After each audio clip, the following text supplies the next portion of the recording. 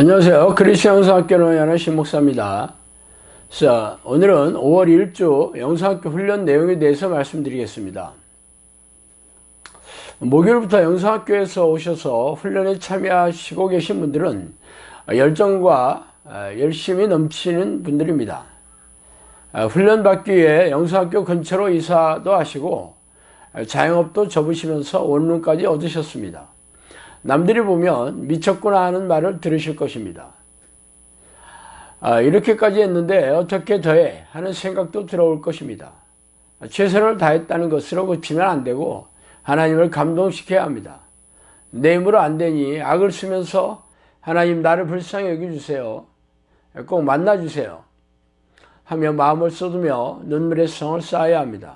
기도훈련 초기에는 귀신도 나가야 하고 병도 나아야 하고 문제도 해결되어야 하니까 기를 쓰고 기도하지만 이런 문제들이 다 해결되고 나면 이전과 같은 마음으로 기도하지 못합니다. 은혜가 그치고 회개도 그치고 성품의 변화도 그치고 그럭저럭 습관을 따라 기도하고 있으면 안 됩니다. 기도하는 게 더욱 좋아져서 틈만 나면 하나님을 부르며 나도 모르게 기도하고 있어야 합니다. 많은 신앙의 위인들, 예수님이나 야곱, 다니엘 같은 분들이 기도할 줄 모르거나 기도의 습관이 안 되어서 피땀을 흘리고 불구자가 될 때까지 액을 복걸하면서 사자굴에 던져지면서까지 기도했던 것이 아닙니다. 하나님이 아니면 될 수 없다는 절박함이 이러한 혹독한 기도를 하게 하였던 것이고 경외하심을 인하여 하나님의 들으심을 얻게 된 것입니다. 아직 성령의 마음이 되지 않았다면 이런 마음이 부족한 것입니다. 첫 번째로 믿음은 영이신 하나님과의 관계를 이어주는 유일한 통로입니다. 믿음이라는 것은 허무맹랑해 보이는 측면이 있습니다. 눈으로 보이지도 않고 귀로 들리는 것도 아니며 느낌도 측정할 수 없고 증명해 보일 수도 없습니다. 그런데 왜 하나님은 믿음이라는 매개를 통해서 하나님을 만나게 하실까요? 그것은 아무나 천국에 들어오지 못하게 하기 위해서입니다. 오직 하나님만 사랑하는 사람만이 들어오게 하신 것이죠. 믿음은 결국 생각입니다. 데카르트는 존재한다는 것을 사유할 수 있다는 사실을 인식함으로 증명할 수 있다고 주장함으로 실존주의 철학의 장을 열었습니다. 그러나 이 생각이 진짜 내 생각인지 증명할 수 있을까요? 성경에서는 생각을 두고 하나님의 군대와 사탄의 군대가 싸우고 있다고 하십니다. 아담이 선악과를 따먹기 전에는 죄가 들어오지 않았습니다. 하나님의 명령을 어기는 것인 줄 알고서 죄를 선택했죠. 아담이 범죄한 이후 태어난 가인은 자신이 드린 제사를 받지 않으시는 것을 알고서 분노하고 시기하고 미워했습니다. 이것이 죄인 줄 인지하지 못했기에 하나님께서 친히 가르쳐 주십니다.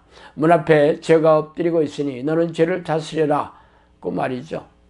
죄가 들어오기 전에는 죄가 무엇인지 인지할 수 있었는데 죄가 들어오고 난 후에는 그렇게 하는 것이 죄인지 인지하지 못하고 지어버리죠. 죄를 인지하지 못하기 때문에 사탄이 내 생각으로 속일 수 있는 것입니다.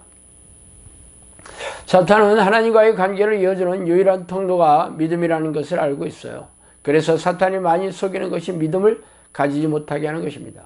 믿는다는 것이나 안 믿는다는 것이나 결국 생각이므로 부정적인 생각을 넣어주거나 스스로 지혜롭다고 여기게 하고 스스로 믿게 만들어 하나님이 오실 수 없도록 방해하는 것입니다. 내가 믿음이 없다고는 생각하지 않아요. 교회 열심히 다니고 희생 봉사를 하며 예배의식에 빠지지 않고 드리고 있기 때문이죠. 그러나 성경에는 겨자씨만한 믿음이라도 있으면 기적을 일으킬 수 있다고 하십니다. 내 삶에 수많은 문제를 놓고 기도 안 하는 크리스천은 없을 것입니다. 그러나 기도의 결과 기적을 경험하고 있지 못하다면 믿음이 없는 것이죠. 예수님은 주로 시인하고 부활의 사건을 머리로 인정하기만 한다면 나는 믿음이 있다는 미혹에 사로잡혀 있다는 것입니다. 그러면 내가 믿음이 없다는 것을 인정할 수 없죠. 믿음이 있으면 열매가 있어야 하고 하나님의 나라가 내게 임하고 있어야 합니다. 그 증거가 평안한 상태에 있는 것인데 이는 마음이 즐거운 상태예요. 아무 일이 없어도 심심하지 않습니다. 마음이 메마르고 건조하면 여가가 생길 때 쇼핑이나 여행, 게임, 레저 등으로 마음을 즐겁게 해야 합니다. 성령의 사람은 아무 일이 있든지 없든지 산에 올라갈 때나 내려갈 때나 하나님이 주신 잔잔한 평안과 즐거움이 사라지지 않습니다. 마음이 심심하거나 냉랭한 것은 귀신이 넣어주는 것이에요. 교인들도 마음의 즐거움을 세상에서 찾고 있죠. 귀신이 마음을 잡고 있기 때문입니다. 하나님을 찾지도 않고 부르지도 않으며 하나님의 뜻에 순종하는 것은 불가능하다고 여기며 타협하는 사람들은 사실 믿음이 없다는 것이죠.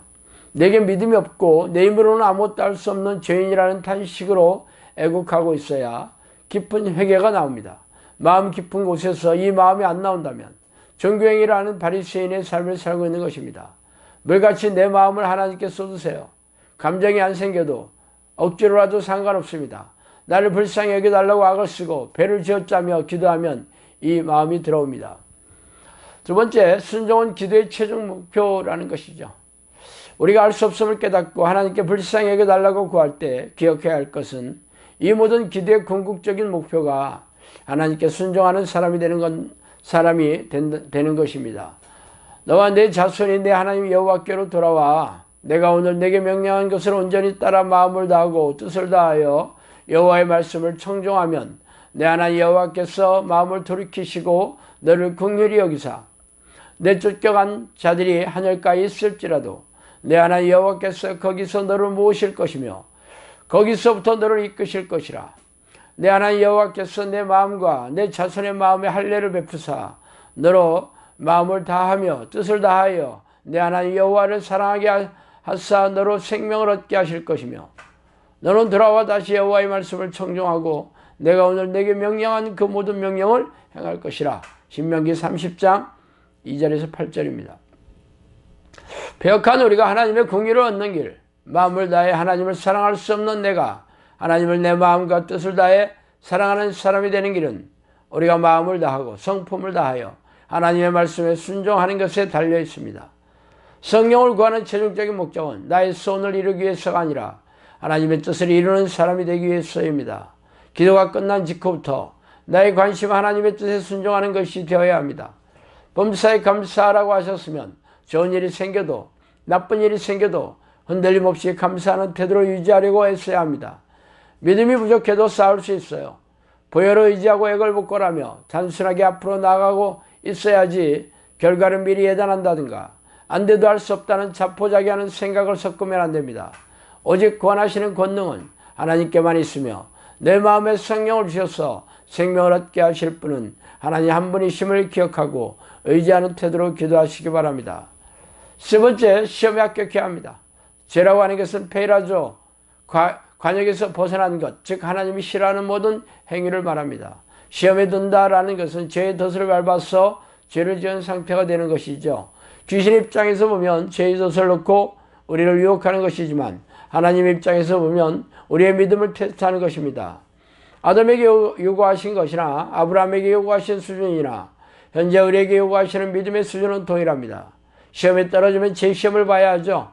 1점이 부족해도 떨어지고 90점이 부족해도 떨어집니다. 내가 왜 자꾸 떨어지는지 알고 대비하고 있어야 합니다. 앞이 안 보여도 선하심을 믿고 절망이나 낙심이라는 불신앙을 받아들이면 안 됩니다. 왜 아직 안 오시지 하면 시험에 떨어진 것입니다. 합격 통지서가 아는 것은 떨어진 것이에요. 그러나 이제까지 기도했던 방식을 버리고 시험에 합격하기 위한 모드로 바꾸셔야 하지 않겠어요? 성령께서 오시는 기준은 성품이 바뀌어야 하고 가족들이 구원의 강가로 나와야 하며 문제가 해결되고 성령의 능력으로 귀신을 쫓아내며